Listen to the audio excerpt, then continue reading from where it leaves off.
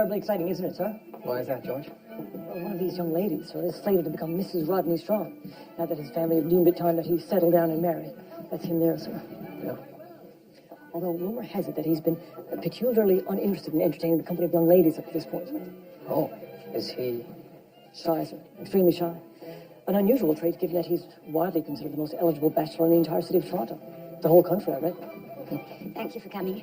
I know that for a modern woman like yourself, such events must seem rather old-fashioned. It's nice to have a night out on occasion. I had no idea that Toronto was such a genteel city. Oh, we're very sophisticated. Some of the most eligible young ladies in the city, sir, are vying for the prize. Oh, sir, this is Madeline Wellwood, eldest daughter of Ralph and Millicent Wellwood. Oh, the mining family. Yes, that's right, sir. Excellent. Not really considered a contender, though. And I must say, Toronto society has been most welcoming. We're Canadians, we always are. Oh, this could be troublesome. This is Jenny Berridge. Suffice to say, there's little love lost between her and the other young ladies. Who, by the way, sir, have all taken up residence in this hotel for the festivities over the next few days. Apparently, because none of them want to let each other out of their sight. I'm grateful they included Elizabeth.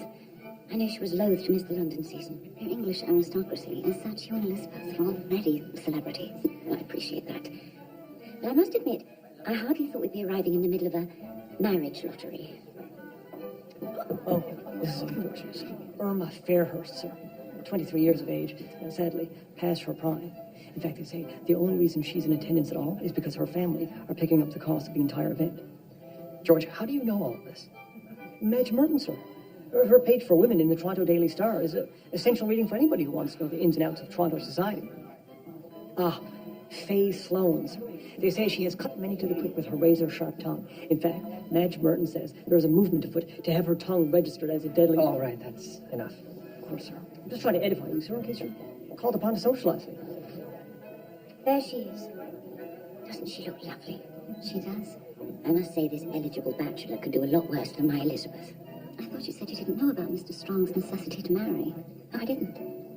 But if he has to marry, just look at her. This is it, sir. This is the big moment. Ruth is about to make her appearance. Ruth? Sir, Ruth Emery. Only the odds-on favorite to win the bachelor's hand.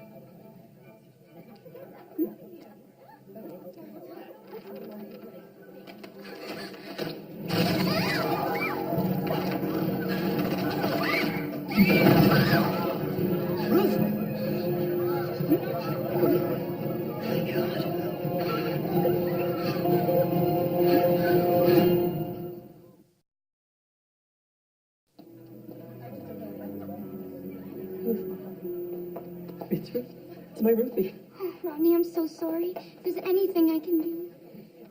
She was lovely, and I'm so sorry, Rodney. If there's anything I can do to comfort you, anything. Look at those two. About as subtle as a couple of dolly mops. This is horrible. Of course it's horrible. Ruth was my friend. But who would do this to her? Who? One of you three, of course.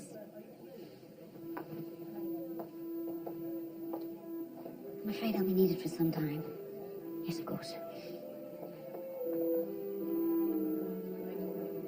Come on.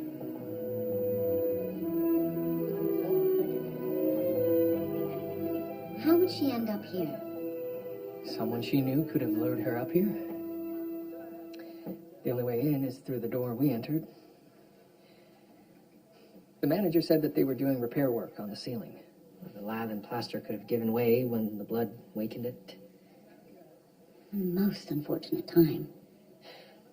You know, sometimes I'd give anything for just a quiet evening with my wife. That's what I don't want to be here anymore. I need to get my sleep. Yes, of course, you can go, Miss Berridge. Ladies and gentlemen, you're all free to go, but please register your names and addresses with one of the constables before you do. Thank you. Would that mean we can leave together? Yes, I suppose we can. Elizabeth, we need to be on our way. Come on, my dear. Let's get you home.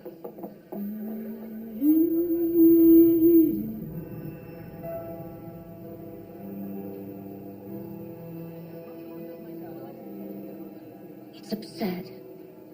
What is? Well, surely your husband doesn't think any of these young women capable of murder. Anyone is capable of murder.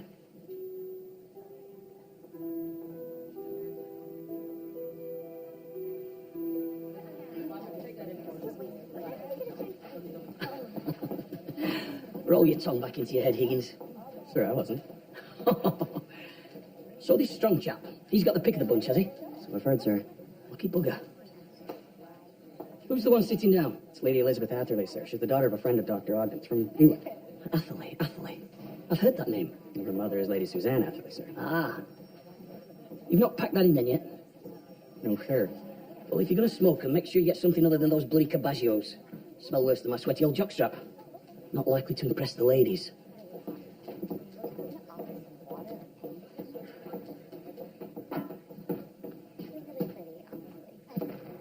Higgins, they're the cream of society. I hardly think you stand a chance. Well, then introduce me to one of the girls who danced with this blonde at the Star Room, George. Probably have better luck there. Like who? Doesn't matter to me. See, Higgins, that could be your problem. You don't care what kind of woman you're with as long as you're with one. Women notice something like that, you know. Thanks for your help, George. Henry, What? you've lit the wastebasket on fire again. You better be careful with those things. You're going to burn the whole station house down there.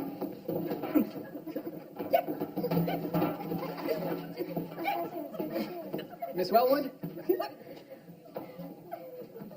You were staying on the 4th floor of the hotel? We all were. I imagine that's why you're talking to us. And did you not notice Miss Embry's absence in the hours preceding the event? I could hardly pay attention to anything but my nerves. Was Miss Embry well liked We're all well liked. by the others? It's been suggested that Miss Embry was the #1 candidate to win Mr. Strong's hand. That hardly matters now, does it? I didn't see anything. Nothing unusual, Lady Elizabeth? Well, it's all unusual to me. The other girls, everything. 2 weeks ago, I was at home in England, quite happy with my life, and now I'm being paraded around like a prize cow at a village fair. If there is anyone you should be talking to, it should be Irma Fairhurst. The poor unfortunate thought she was going to marry Rodney. Why would she think that? She was pledged to him ever since childhood. It was something both families wanted, until Ruth came along. And did you want to marry Mr. Strong? I wouldn't have said no, but I certainly wouldn't kill for the chance. Look at me.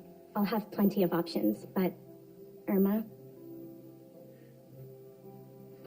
What were your feelings about Miss Embry? Oh, I hated her. I had no difficulty admitting as much. Because she stole Mr. Strong's heart. Because she entrapped him.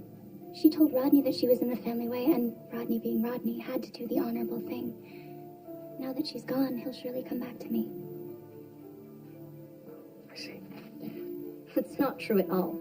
If Ruth was pregnant, I would have known about it. We were best friends. She would share this with you. She would share everything with me. Miss Sloane? She had a secret. Something about one of the other girls. She was going to tell me that night. What was it? I don't know. But I will soon enough. Miss Sloane, this is a matter for the police Ruth to... was my friend, and if she knew something that cost her her life, well, then I intend to find out what it was. Are we done here? There were no surprises. The wound on the neck was the cause of death. And the type of knife? A common sabatier of the brand in use at the hotel.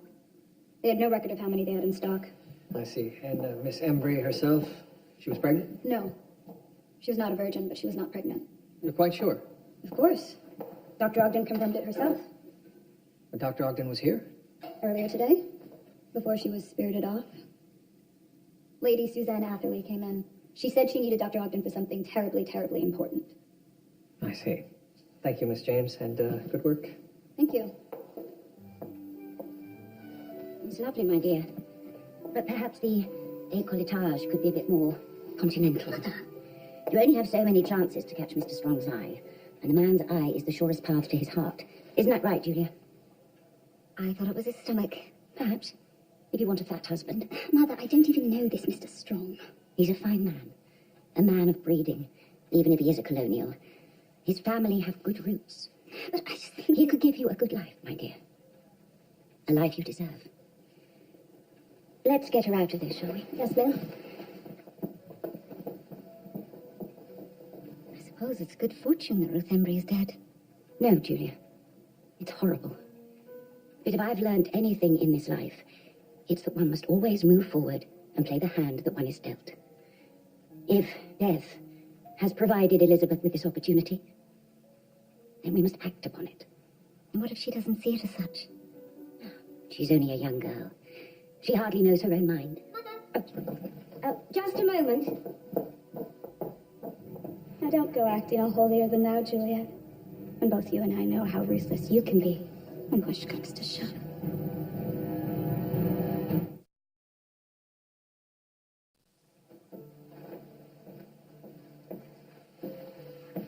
Are you getting dressed? In time? I was hoping you might come with me. I'm going to see the building lot I was telling you about.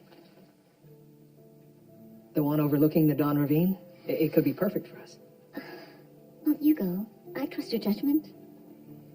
Are you sure? Yes. Another time. I'm sure it's wonderful.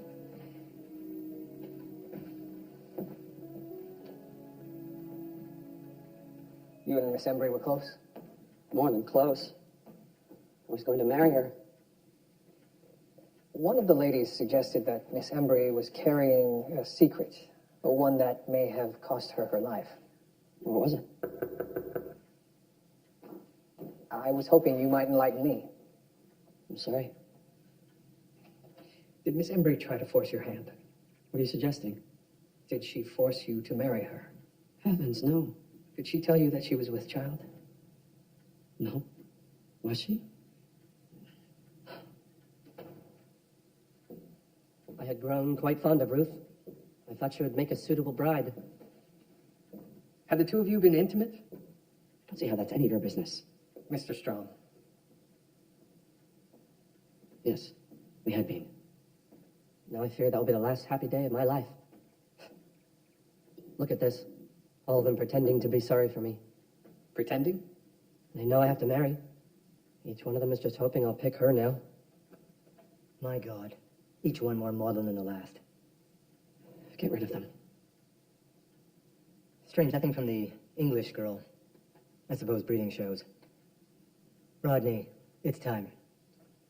Yes. Another reception. Time to paste a smile back on my face. Give me a minute? Of course.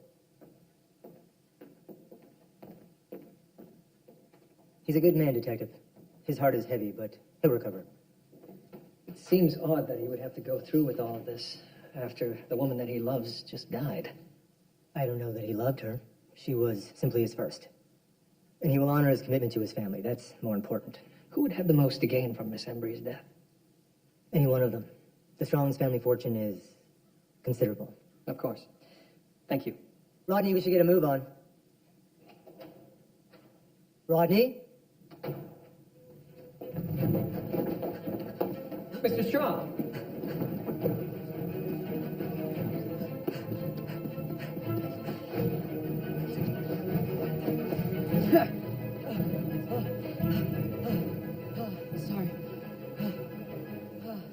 Sorry? Just the circumstances of my life. At times, it just feels too much. I wish I could disappear. Then why marry? I have to. My obligations to my family are stronger than the ones to myself. I would have married her regardless, with child, without child. But, Detective, believe me, I had nothing to do with Ruth's death. No, I don't think you did. But in the future, when the police come calling, don't run. Thank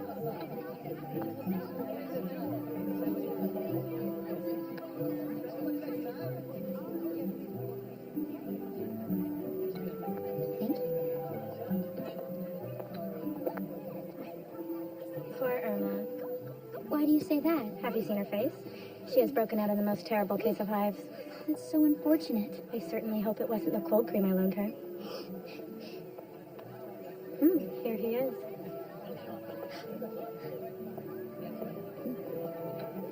Excuse us, ladies. Mr. Strong, forgive me for being forward, but I don't feel we've been formally introduced. I'm Lady Suzanne Atherley. How do you do? This is my friend, Dr. Julia Ogden, and of course you've met my daughter, Elizabeth. Welcome to Canada, Lady Elizabeth. Thank you. I do hope this evening will be less trying. It would give me great pleasure if you would join us. I should circulate. Yes, I'm sure. But we won't keep you long. Well, will you look at that? I suppose you should have tried to marry him when you were both 12. At least then you might have stood a chance. You look like you want to be here as much as I do. Obligations. I know exactly what you mean. Family is often equal blessing and burden. And sometimes less than equal, I'm afraid. That's true. But there's nothing to be done about it. It being the one part of life that you can't choose. You've been enjoying Canada, Lady Elizabeth? Yes, it's lovely. Even though I've only been here for such a short time, I could imagine a life here. Do you think they're hitting it off? For your sake, I hope so. Oh, it's not for me. It's for her. Everything I do is for her. That's what family does.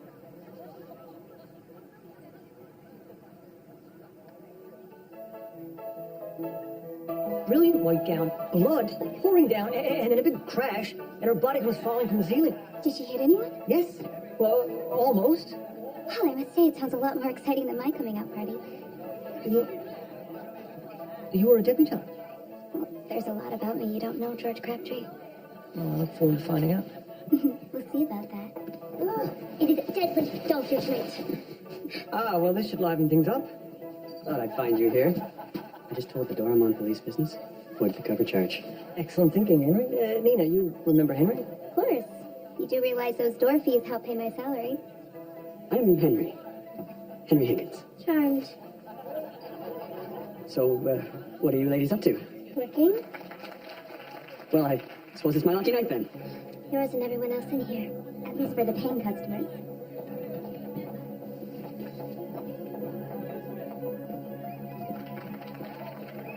What did she say her name was? I don't think she mentioned it to you, Henry. Higgins! Oh, for the love of... You're not just going to burn down the station now. She's going to burn down the entire city.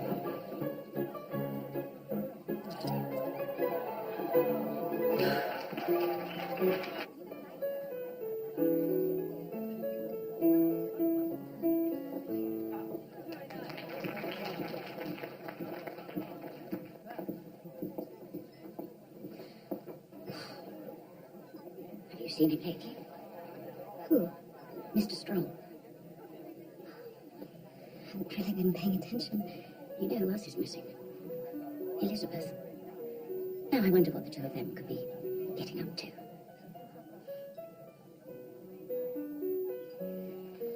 I think I'll see you back at the hotel. I'll see you then.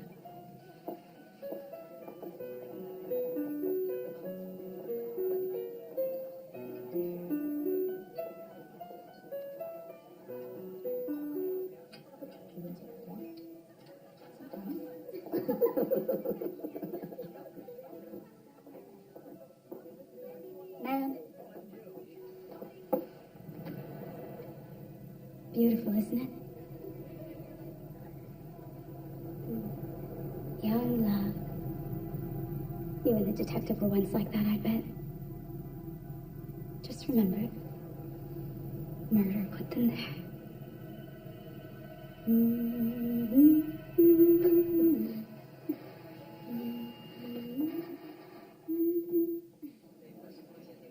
So all you have are some photographs of pretty girls. And motive. Kill the girl set to marry the bachelor and become next in line. The knife yielded nothing. We have no witnesses. Motive is the best avenue of inquiry. Maybe it wasn't one of the debutantes. Maybe she was killed for some reason we've yet to discover. Something completely unrelated to this wedding lottery. I don't know, sir. From what I've discovered, she lived a quiet, unremarkable life. Her family? Respected and admired. Those are usually the ones worth watching. I don't care if it's late. He'll want to hear this. Detective Murdoch. Who's that? Faye Sloan, apparently the deceased's nearest and dearest friend. Please, ma'am. Let her in, please. Miss Sloan, what can I do for you? I told you Ruth was holding on to a secret, Yes, you did. and now I know what it is.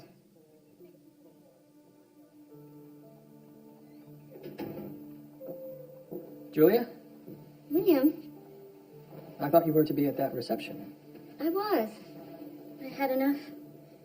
And Lady Atherley? Oh, she's still there, monitoring her daughter's progress. She's hoping Elizabeth will become the future Mrs. Rodney Strong. Julia, I need to bring your friend in for questioning. Lady Atherley may not be exactly what she seems.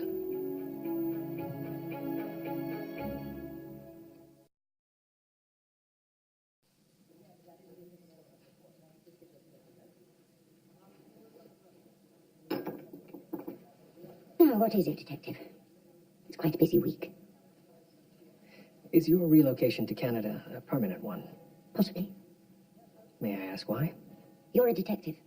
I didn't think you needed permission. I thought you just took it. Why have you moved to Canada? That's hardly your concern. I've received information that you've recently suffered great loss financially back home. No, that's not true. But even if it was, what better way to start afresh than in a new country, full of potential and opportunity? And wealthy young bachelors looking to marry quickly. I killed a young woman so that I could prostitute my daughter. Your words, not mine. No, sir, but they are your insinuations, as they are those of Miss Sloane. Miss Sloane asked some friends of mine back home about our situation. They wired me to notify me of her inquiries. I see. I'm surprised you believed that little snoop. You deny her claims? While my family's financial situation may not be as robust as it was while my husband was alive, we retain one thing we shall never surrender. Breeding. I'm not quite finished, Lady Atherley. I was with your wife in the hours leading to that poor girl's death. I could hardly have been aware of the situation regarding Mr. Strong's need to marry prior to my arrival in this country. Now, are we finished? Thank you. I know he has a job to do, I understand that. But really, this is beyond the pale. William is a very thorough man who thinks I'm a murderer. He as much as accused me of killing that girl. I'm sure he was just I doing hope his you'll job. be able to disabuse him of that notion.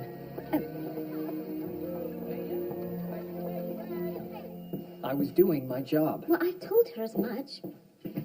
But Was there a need to accuse her so directly? I was prodding a suspect. The same as I've done 100 times. Should I have gone more easily on Lady Atherley because she's a friend of yours? I suppose not. Julia, what is it? What's troubling you? Nothing.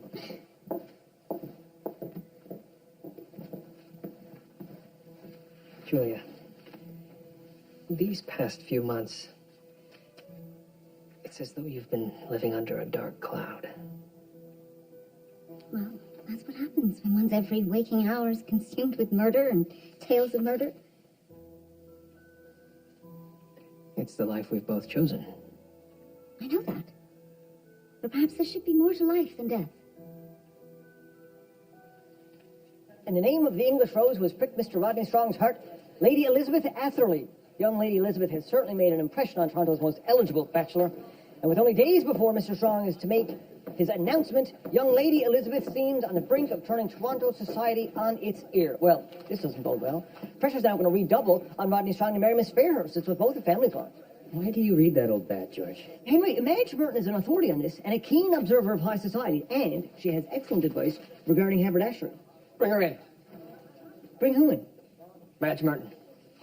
Sir, it's the height of debutante season. Are you mad? She'll be very busy. I assure you, George, I am not mad.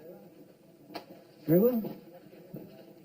They're the cream of womanhood, all of them. I can hardly imagine that one of them would commit such a heinous crime. I've heard a rumor that Mr. Strong was pledged to marry Irma Fairhurst. Oh, that might have been true when they were children, but it certainly isn't the case now. Mr. Strong has no interest in her, especially after... After what? I shouldn't say. Mrs. Merton, this is a police investigation. There was gossip that Irma was committed to an asylum. Poor girl. Do you know where? I do not. But she is an unhappy young woman who seems destined for a life of spinsterhood, especially now. Well, thanks for your time, Mrs. Merton. You will keep me abreast of future developments. My readers are keenly interested in this story. Oh, you'll be the first to know. And Detective, the readers would love to know about your and Dr. Ogden's marriage. I prefer to keep them guessing. Shame. I'll ask Dr. Ogden about Miss Fairhurst. Murdoch, if you have a minute, have a seat. Sir? How is the missus, if you don't mind me asking? Sir? 2 weeks ago, when the Board of Control denied her request for additional funding for the morgue, I would have expected to see her in here all guns ablaze. Instead, not a dicky bird. Perhaps she already knew that she'd been denied. It's never stopped her before. She's not the type to take no for an answer. Well, sir, she has been different since the incident with Eva Pierce, but I've spoken to her about it, and she assures me that she's fine. Never trust that word when it comes out of the mouth of a woman, Murdoch. When Margaret says she's fine, I know that I'm one step away from the doghouse. But she is a strong woman, sir. I've no doubt of that, Murdoch. She was shot 3 times. Sometimes physical strength is not enough. I'm sure she'll get through this.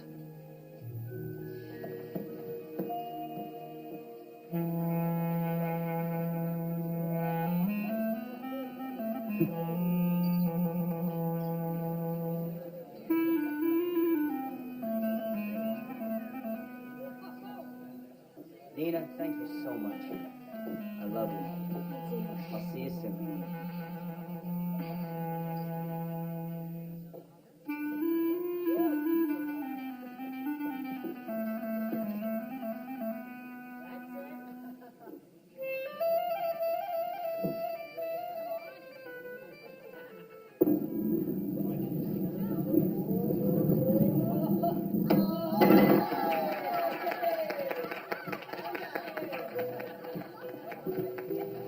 If looks could kill. Indeed.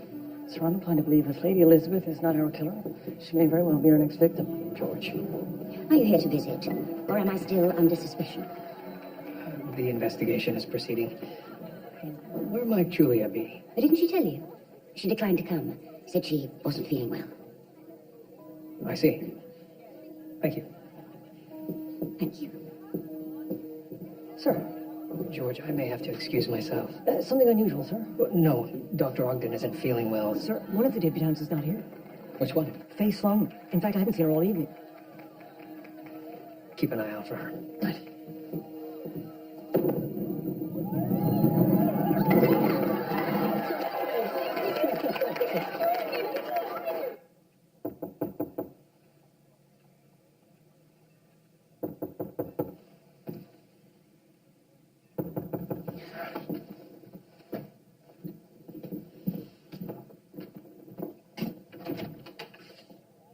Inspector, Good evening, Doctor. I was wondering if I could have a word. I know it's hard to shake, but there's no shame in it. in what? Fear. You know that I felt it. You helped me get over it. You did that yourself. I had little to do with it. Still, Doctor, if there's anything troubling you, Inspector, there's nothing troubling me. you were almost killed. And I wasn't. I'm not afraid of anything. Just feeling a little blue. Perils of being alive, I suppose. You're lying. You're not the same woman you were before. Inspector, thank you for your concern. Doctor, I feel... I'm fine. Now, please, good night. Good night.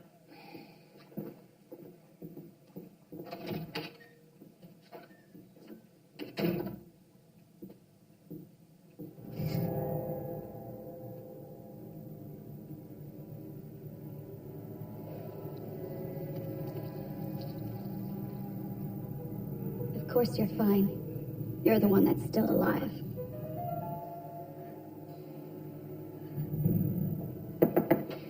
Miss Sloan?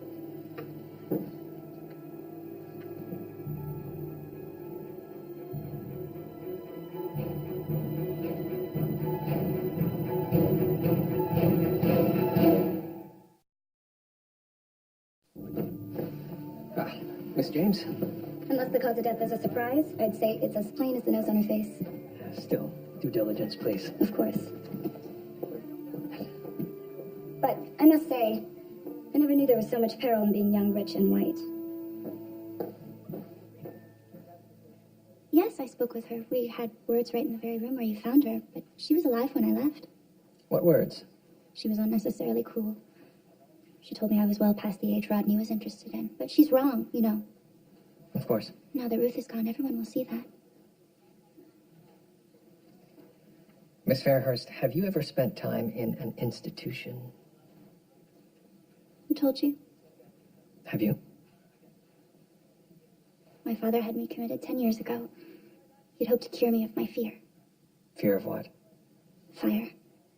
He took up smoking when I was a young child. There was an incident. He fell asleep and lit our house on fire.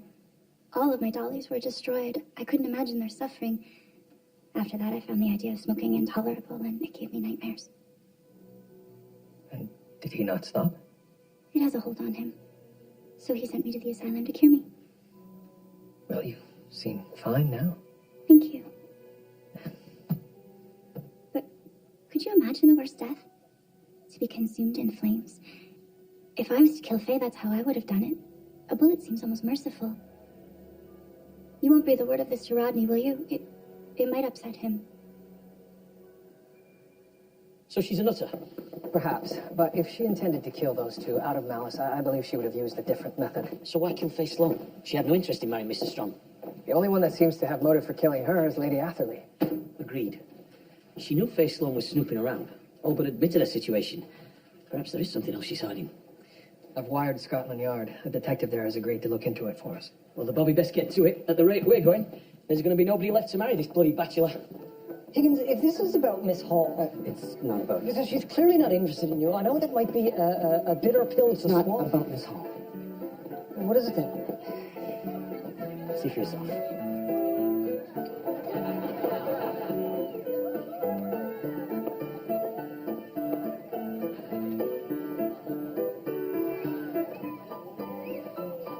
Is this what you brought me to see? No, George. Higgins, you have to stare. Isn't that the point?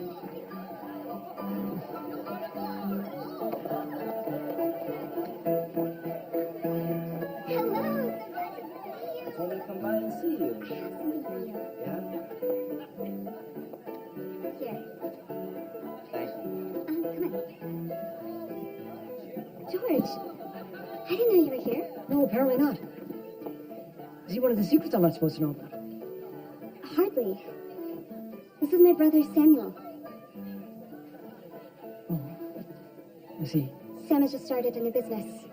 I'm giving him a helping hand. Right. Thank you, Nina. You won't regret it. I'll see you out. It's her brother. Yes, I can see that, George. I thought something wasn't on the up and up. Something isn't. What's that? What kind of a man borrows money from a woman? I don't know, George. A sensible one? Or something else? I've seen him somewhere before.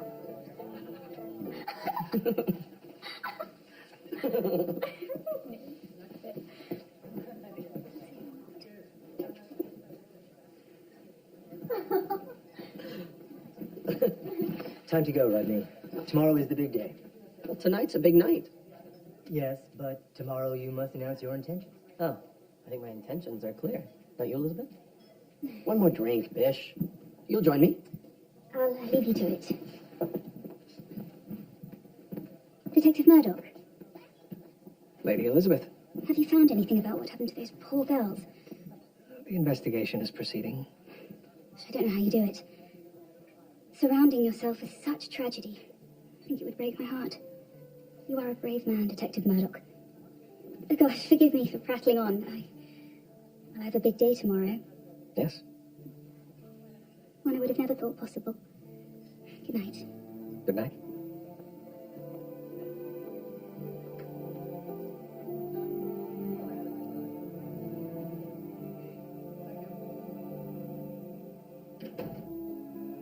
Julia?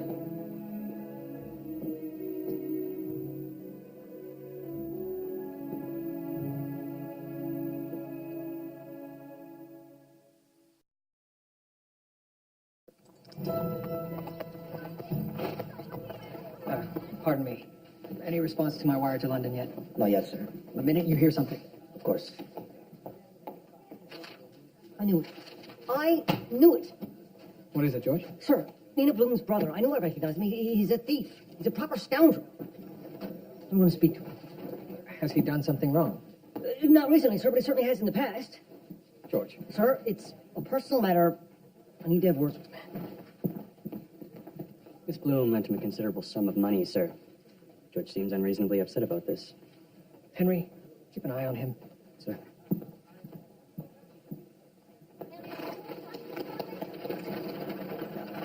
You're a thief. What? You did time in the Don jail.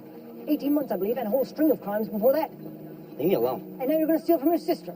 She's loaning me money. And loaning you money that you're then going to lose. Now, hold on. If I find out you harm her in any way... George! What is going on? He wants me to give you your money back. You'll do no such thing. George, what makes you think that this has anything to do with you? I'm just trying to look out for you. And I don't need your help. This is family business, not yours. Now, if you don't mind, I'm going to go back to helping my brother open his business. Nina. Nina! George, let's go.